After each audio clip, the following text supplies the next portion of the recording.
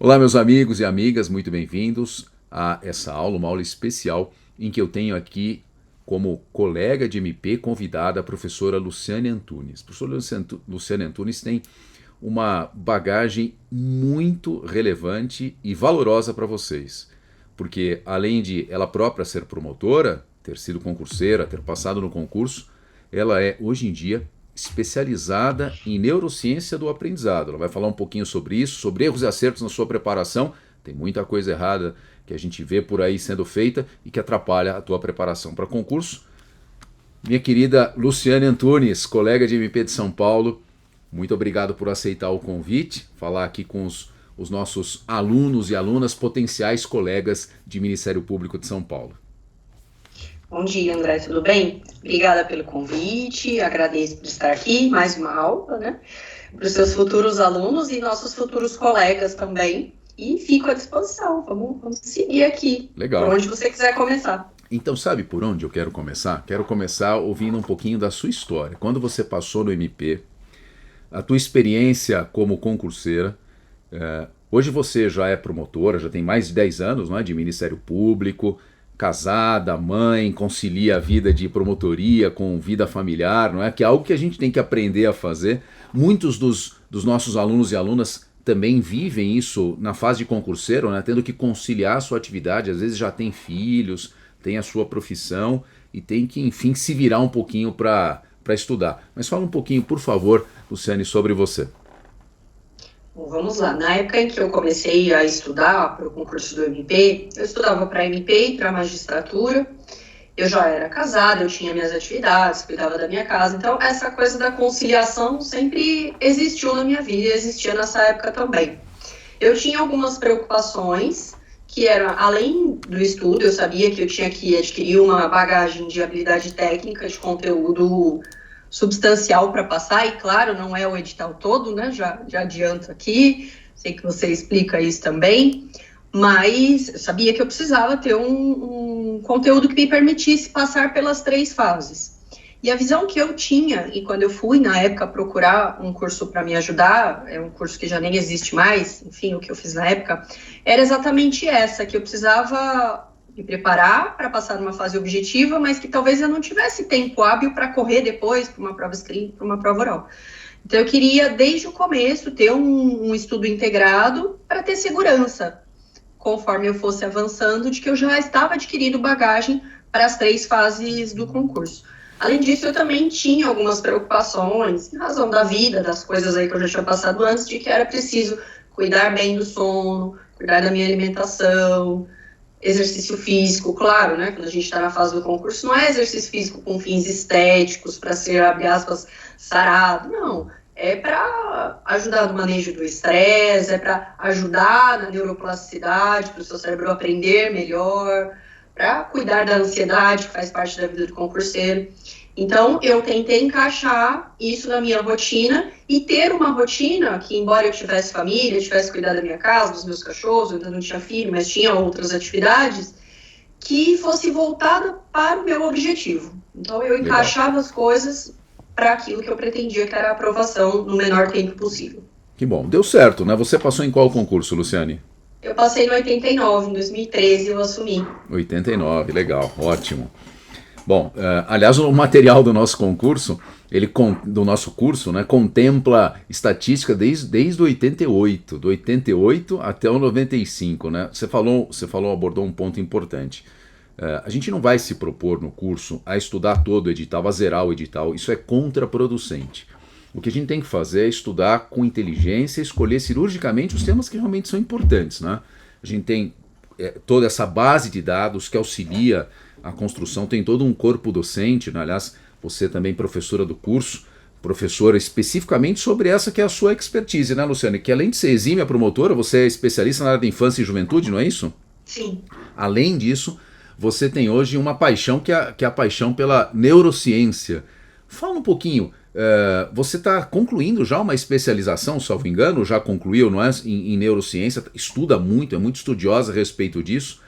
Quando que começou essa paixão pela neurociência? Poxa, André, lá na época do concurso, quando eu comecei a estudar, eu tive um problema de saúde na época que me debilitou um pouquinho. E um dos médicos, porque aí a gente procura, né, beber de várias águas para tentar melhorar. E um dos médicos que me ajudou na época, ele me falou para ler um livro que eu tenho até hoje. Ele chama dois livros. Um chama Biologia da Crença e o outro Molecules of Emotion, que ele fala sobre emoções. A ideia dele era que eu entendesse um pouquinho de como a parte emocional impacta no nosso comportamento e na saúde. E eu li por indicação dele e fiquei encantada com esse tema, porque de fato quando a gente começa a entender a função evolutiva das emoções, dos sentimentos, como os neurotransmissores impactam no nosso comportamento, não tem como não se apaixonar, né? Mas é claro, eu precisava focar, a gente tem que escolher as lutas, e a minha luta ali era a luta da preparação. Depois que eu ingressei no MP, nos primeiros anos, eu tive designações um pouco pesadas, né, de acumulação, você sabe bem, depois eu fui para uma comarca muito trabalhosa, especialmente na parte de patrimônio público, fiquei em promotoria acumulativa, isso ficou um pouquinho de lado. Quando eu tive a minha primeira filha, eu comecei de novo a voltar para esse assunto para olhar para o neurodesenvolvimento infantil, o que também me ajuda ainda no trabalho, na atribuição, na promotoria da infância. E daí uma coisa foi levando a outra, veio a pandemia e eu comecei a fazer todos os cursos online que eu encontrava sobre neurociência e comportamento. E agora estou numa formação de neurociência e concluí a pós em neurociência e comportamento humano da PUC, agora guardando meu título de especialista. Que legal, parabéns. Você tem um curso muito bem estruturado, né, sobre neurociência do aprendizado, né?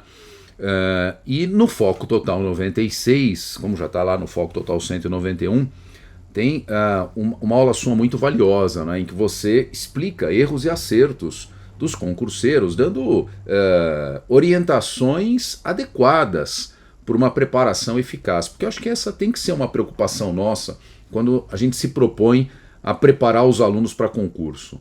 Não é? Logo de entrada, logo de início, mostrar para eles o que é certo e o que é errado na preparação, para que eles, porventura, se estejam incorrendo nesses equívocos, o quanto antes corrijam o seu rumo. E por falar nisso, Luciane, só para a gente poder antecipar um pouquinho aqui para os alunos que estão nos ouvindo, nos assistindo, na sua visão, quais são os principais erros no que tange a eficácia do aprendizado, a fixação do conteúdo, que os concurseiros costumam praticar? Pelos seus alunos, pelo que você observa, o que você vê que são os erros mais graves, assim, mais prejudiciais para quem está se preparando para o concurso? Bom, então, eu vou compartilhar uma experiência da minha prática como concurseira, era uma coisa que eu já fazia, é também uma dificuldade que eu já vi nos meus alunos e é um dos pilares do meu curso Estudo Eficiente, que é o seguinte: o estudo ele sempre tem que ser intencional, assim como tudo que a gente vai fazer na vida tem que ser intencional e estratégico, né? Não basta ficar colocando cada vez mais esforço se você não entende a estratégia e a necessidade por trás daquilo que você está fazendo. Então, se o objetivo das pessoas que estão nos assistindo aqui é serem aprovadas, não é serem escritores como o professor Stefan, não é produzir conteúdo acadêmico como se estivessem num mestrado ou num doutorado, não há necessidade de produzir-se material. E o que eu digo a respeito de produzir esse material? Resumos, mapas mentais, mas eu posso fazer, eu gosto, tudo bem, mas você não está estudando para satisfazer um gosto seu. Mas se você for aprovado, aí você faz o que você gosta. Mas do ponto de vista do custo-benefício, produzir materiais, e para se produzir do jeito certo, existe uma forma de fazer resumo? Me corta, tá, professor, se eu estiver aqui. Não, e por favor, não me chama de professor, me chama de André. Agora, deixa eu te falar você falou uma coisa, Luciane, que eu acho assim, então só vou pegar esse ganchinho, já que você me deu essa abertura, não é? Uma tecla que eu sempre bato para os alunos. O estudo para concurso, ele tem que ser pragmático. Você falou muito bem. Existe um momento, mas eu gosto de tal assunto, eu gosto de desenvolver, de me aprofundar, etc. Deixa isso para o seu mestrado no futuro, deixa isso para o seu doutorado. Mas pensa no pragmatismo necessário. Qual é a informação que eu preciso saber? O que vai ser cobrado de mim na hora da prova, não é? Isso realmente eu acho que concordo em gênero, número e grau. O estudo para concurso é um estudo pragmático. Você quer passar no concurso? Esse é o objetivo do seu estudo? Então, o que você precisa saber? Precisa saber todo edital? Não. Precisa conhecer temas com absoluta profundidade? Não. Tirando um ou outro assunto que talvez tenha que se exija um maior domínio por conta de eventual característica da banca examinadora, porque isso também é muito importante, esse ajuste fino também tem que ser feito na hora certa. Mas tirando isso, o que o candidato precisa saber são os pontos básicos, né, daqueles assuntos básicos e obviamente um pouquinho mais aprofundados, né, não me entenda mal quando eu falo ponto básico, mas sobre os assuntos que realmente são cobrados. Agora, isso que você falou também eu achei bem interessante e vou passar a bola de novo para você. Você entende então que é perda de tempo, não é, no sentido do pragmatismo do estudo para concurso, o candidato ficar elaborando aqueles longos resumos, aqueles detalhados mapas mentais, né? Fala um pouco sobre isso, por favor, Luciane. Bom, vamos lá, alguns pontos. Acho que o primeiro que é importante todo mundo ter em mente é que o examinador não quer saber a sua opinião, com todo respeito, né? Evidente. Em raros casos, o examinador ele vai falar expressamente se ele quiser a sua opinião, mas ele quer saber o que está na doutrina, na jurisprudência. Então, o que você precisa? Qual é o objetivo? Não é formar opinião sobre os assuntos, é dar significação àqueles assuntos para memorizar. Então, daí a gente já coloca um objetivo principal. Esse estudo para concurso público, ele tem como meta a memorização. E aí a gente traz a neurociência da aprendizagem. Como é que eu faço para atingir esse objetivo de memorização em menos tempo e eu conservo isso? Porque aí também é uma diferença que a gente precisa colocar. Quando a gente está na faculdade de Direito, a gente vai fazer uma prova de Direito Penal na sexta de alguns pontos, a gente vai lá na quinta e relê o conteúdo e isso funciona, porque na sexta a gente está trabalhando com a nossa memória de curto prazo. Se a prova for na outra segunda, essa releitura na quinta-feira, ela já não vai ser eficiente, porque a sua memória de curto prazo, que não dura mais do que 12 horas no geral, alguns falam em 12, outros falam em 16, outros falam em até menos, ela não vai resistir se aquilo não for consolidado. E para ser consolidado, já dando um spoiler aqui da minha aula dentro do curso, mas consolidar é armazenar efetivamente, você precisa trazer significado para aquele conteúdo, para que esse armazenamento na memória aconteça. Quando você faz resumo, você tem uma sensação muito grande de esforço, porque você está lá escrevendo, é trabalhoso. Então, quando eu falo, às vezes, não façam resumos, as pessoas até se ofendem, mas eu estou fazendo esforço. Só que a questão é que você está fazendo um esforço que não é dirigido para a finalidade que você precisa, que é da memorização. Você está fazendo um esforço para produzir material. E é um material que depois, qual vai ser a finalidade de um resumo? Reler. Mas aí, para reler, você tem um material do Foco Total, elaborado por pessoas com mais de 20 anos, né, André? Exato. De experiência em concurso. Pois é. Pode falar, pode entregar, não tem problema, né? Eu dou aula para concurso desde 99. Então, vai saber melhor do que você, que é concurseiro, o que é importante. A gente precisa ter essa humildade também, de reconhecer que a experiência das pessoas ela pode nos ser muito útil. Então, por que eu, Luciane, estudando para concurso lá, nos idos de 2011, 2012, ia me aventurar a saber o que era mais importante se outras pessoas estavam nesse caminho há muito mais tempo que eu e sabiam melhor do que eu? O professor André acabou de falar que tem estatísticas desde 88. Eu fico até feliz que eu me sinto um pouco mais jovem. Se o meu concurso está incluído, eu ainda não estou assim tão velha. Luciane, nem me fala. Eu tava gravando outro dia uma aula, conversando, pensando, né? E aí, durante a aula, falando, gente, para os alunos da segunda fase, eu dou aula para a segunda fase do MP de São Paulo desde o 81º concurso, desde 81. Que bacana. Não é? Pois é. E tamo aí, né? E eu falo para eles, é uma coisa curiosa também, né? E você sente isso com seus alunos, eu tenho certeza, mas no meu caso em particular, eu passei em 97 no MP, mas todo ano eu presto concurso para o MP de São Paulo. Que eu vivencio com os alunos, né? É a expectativa da abertura do edital, da data da prova, da banca examinadora, quais foram as questões da preambular, vamos lá, primeiras impressões da prova, data do escrito, o que caiu na dissertação, qual foi a peça e assim por diante, exame oral, né? Acompanhar as perguntas. Eu vivencio, a minha vida tem sido, né? Prestar repetidamente concurso do MP ao lado dos alunos. E isso já, enfim, desde o 81º. Mas desculpa te interromper, por favor. Imagina. Então, o pessoal que está nos assistindo, o que eu gostaria que vocês refletissem é isso. Estratégia e fazer esforço com inteligência é usar as informações que você tem, é se usar do conhecimento que outras pessoas já têm sobre esse assunto, porque aqui o professor acabou de falar que está desde 81. Hoje a gente está no 95 e estamos aqui nos preparando para o Foco Total 96. Então, pessoal, há aqui a expertise de produção de material que vocês não vão conseguir ter em 1, 2, 3 anos. E ninguém quer passar a vida prestando concurso. Ninguém quer ficar muitos anos prestando concurso. Então, se eu pudesse fazer uma tríade daquilo que é essencial, eu diria adquirir conteúdo, que é habilidade técnica.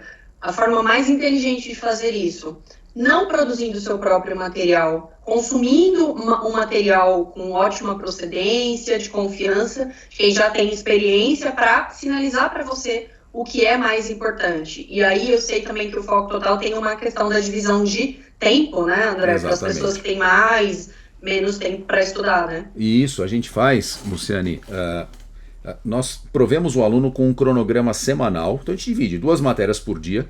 Dentro de cada disciplina, nós hierarquizamos os assuntos.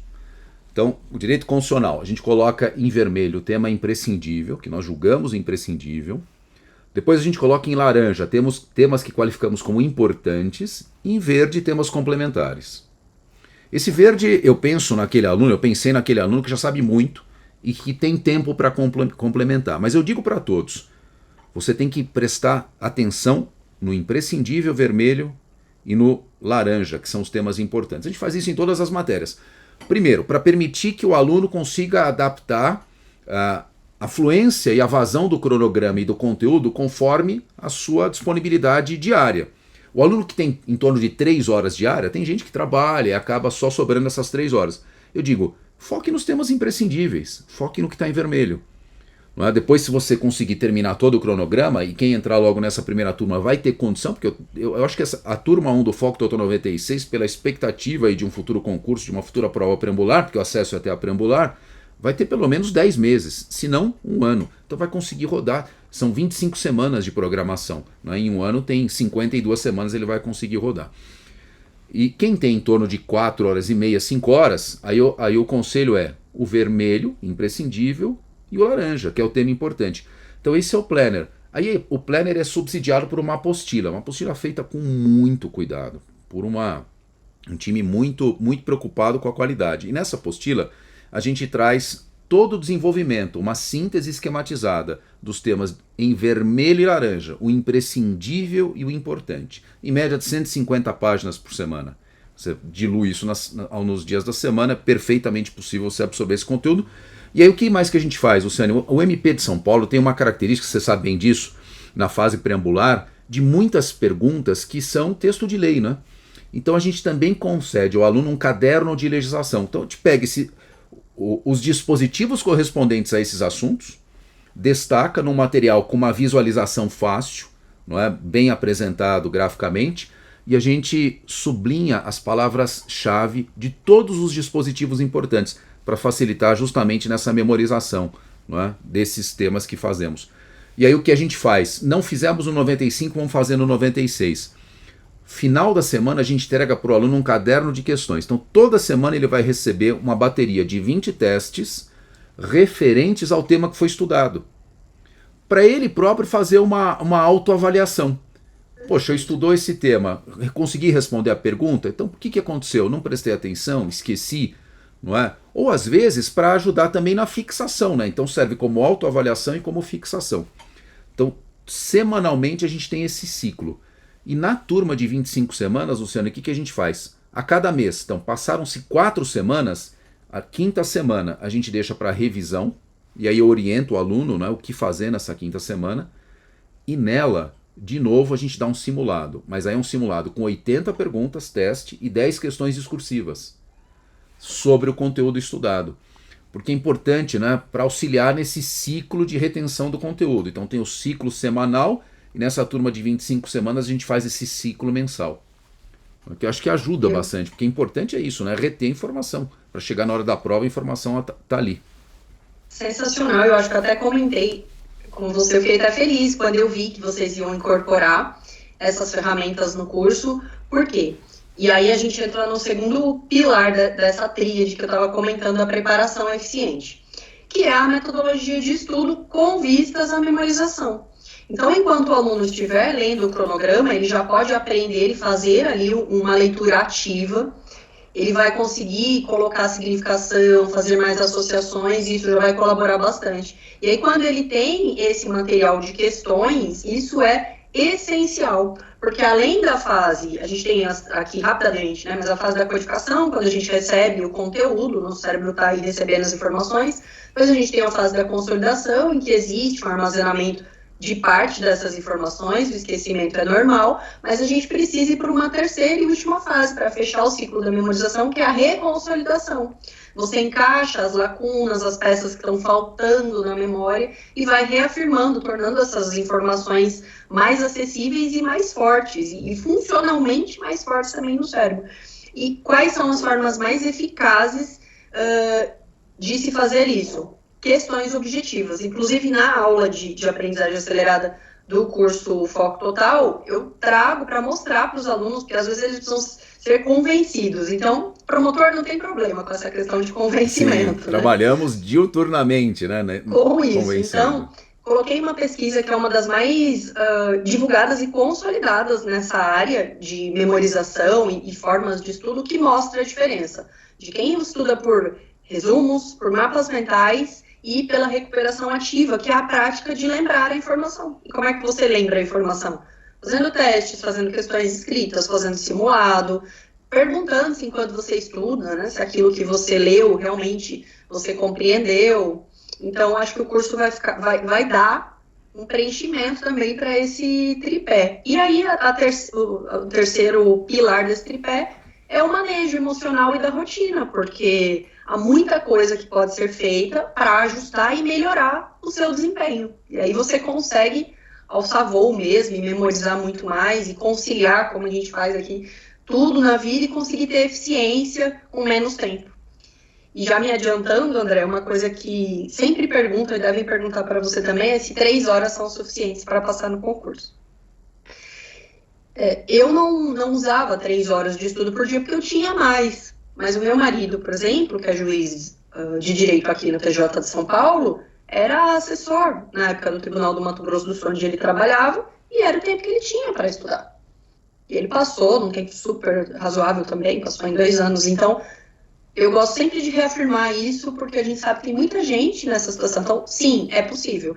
Mas quanto menos tempo você tem, ou quanto menos tempo você quer gastar nessa tarefa da sua preparação, mais você precisa ajustar a sua rotina e se preocupar em como você está implementando esse objetivo da memorização. Perfeito. Não, é uma tecla que eu sempre bati. Quantidade versus qualidade. Quantidade de estudo não é a régua que vai determinar quem vai ser aprovado, mas é a qualidade daquele tempo que você dedica, não é?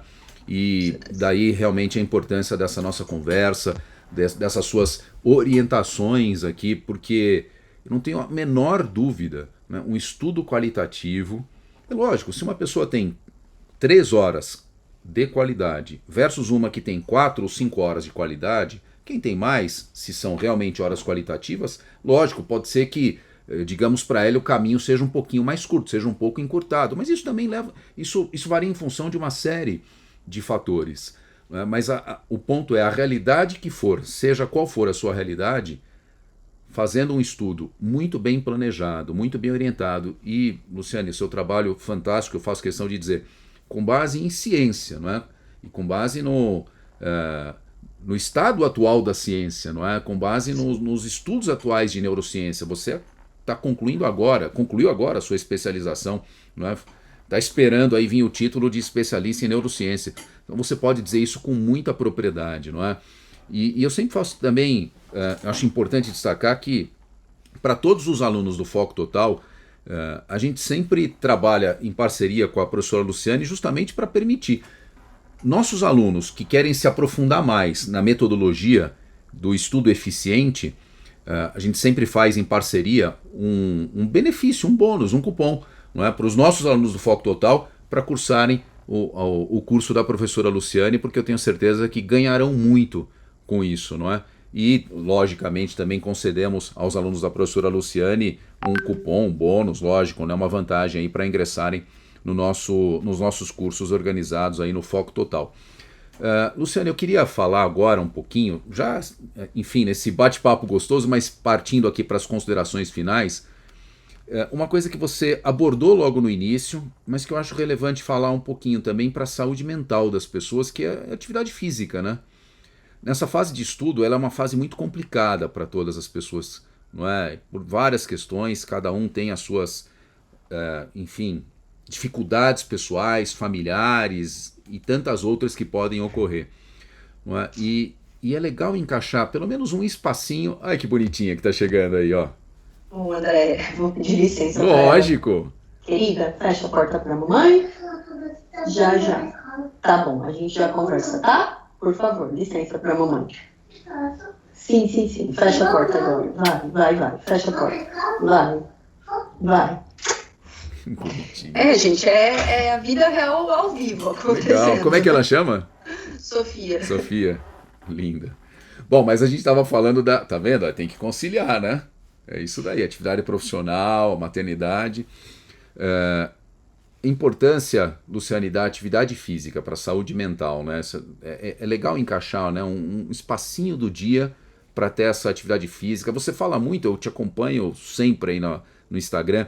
Você fala também da importância né, do exercício ao ar livre, né, do contato com, enfim, com o sol, com a luminosidade, etc. Fala um pouquinho a respeito disso. Vou começar então falando da questão da exposição ao ar livre, né? Exposição à luz solar.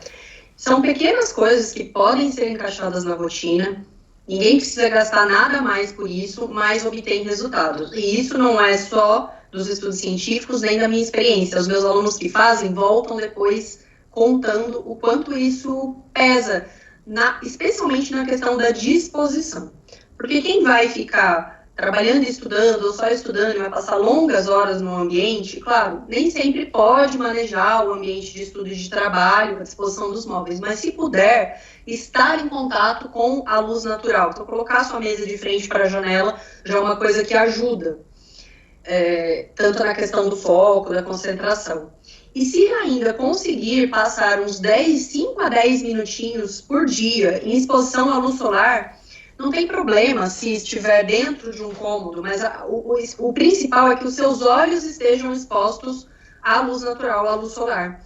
Porque isso ajuda na produção de um neurotransmissor importantíssimo para o esforço, que é a dopamina. As pessoas às vezes falam em dopamina e relacionam a prazer, mas hoje já está muito claro que a dopamina não é responsável pelo prazer, e sim pelo esforço. Inclusive, tem funções relacionadas ao esforço motor, para levantar a mão aqui e pegar essa garrafa. Sem dopamina eu não faço isso, né? Esse é o mínimo desse neurotransmissor. E a exposição à luz natural auxilia muito nisso, além de auxiliar na manutenção do nosso ritmo circadiano, que é aquele relógio biológico natural do corpo. Está muito relacionado aos horários de alimentação, aos horários de sono e também ao horário em que o corpo se movimenta, realiza atividade física. E por que isso é importante para os estudos? Porque para estudar e para memorizar, você precisa de atenção. E um dos neurotransmissores importantes para a atenção é a dopamina, está relacionada com a motivação. Quando você faz exercício físico, ele também libera um outro neurotransmissor chamado noradrenalina, que ajuda na concentração.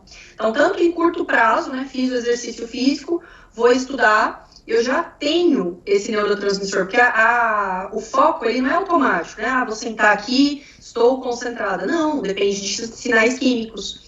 Então, o exercício físico ajuda nesse ponto também, assim como a exposição à luz solar. Legal.